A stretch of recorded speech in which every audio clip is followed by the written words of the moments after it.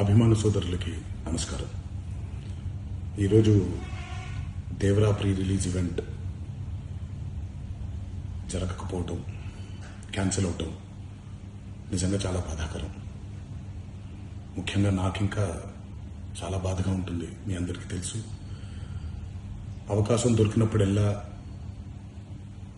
మీతో సమయం గడపాలని, దేవరా మూవీ గురించి, దేవరా మూవీ కోసం మేము పడిన కష్టం గురించి మీ అందరికీ వివరిద్దామని నేను చాలా ఎక్సైటెడ్గా ఉన్నాను. కానీ సెక్యూరిటీ రీజన్స్ వల్ల ఈ ఈవెంట్ని క్యాన్సిల్ చేయడం జరిగింది. మళ్ళీ చెప్తున్నాను, మీతో పాటు నేను బాధపడుతున్నాను. మీకంటే నా బాధ చాలా పెద్దది, ఎక్కువ కూడా. కానీ ఇది ఇలా జరగడం దేవరా ప్రొడ్యూసర్స్ వల్ల, లేకపోతే ఈవెంట్ ఆర్గనైజర్స్ని వాళ్ళని బ్లేమ్ చేయడం కూడా తప్పనేది నా ఫీలింగ్. అది ముందుగా ఈ మీరు కురిపించే ఈ ప్రేమకి ఆ జన్మాంతో రుణపడిపోయి ఉంటాను. కానీ ఈరోజు మనం కలవకపోయినా సెప్టెంబర్ 27వ తారీఖు మనందరం కలవబోతున్నాం.